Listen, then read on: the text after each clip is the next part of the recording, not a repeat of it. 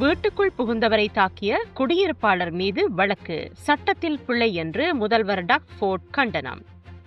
ஒன்டாரியோவில் Lindsay பகுதியில் வீடொன்றுக்குள் புகுந்த நபரை தாக்கிய 44 வயதான குடியிருப்பாளர் மீது வழக்கு தொடரப்பட்டுள்ளது.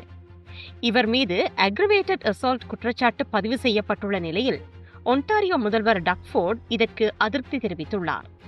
கடந்த திங்கட்கிழமை அதிகாலை 3 மணியளவில் தனது வீட்டுக்குள் புகுந்த 41 வயதான நபர் ஒருவரை குடியிருப்பாளர் தாக்கினார்.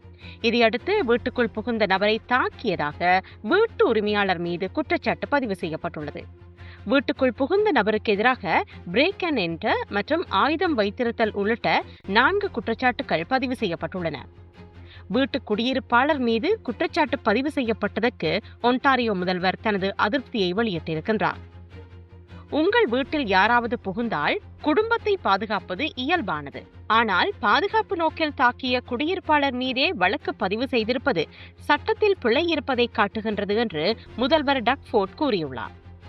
கனடாவில் சுய பாதுகாப்பு உரிமை வரையறுக்கப்பட்டுள்ள போதிலும் சூழ்நிலைக்கு ஏற்ப நியாயமானதாக அமைய வேண்டும் என்று விளக்கம் அளித்துள்ளார். சட்ட வல்லுநர்கள் இந்த சம்பவம் முழுமையாக விசாரிக்கப்பட வேண்டும் எனவும் அதிகப்படியான வன்முறை பயன்படுத்தப்பட்டதா என்பதை ஆராய்வது முக்கியமானது என்றும் தெரிவித்துள்ளனர்.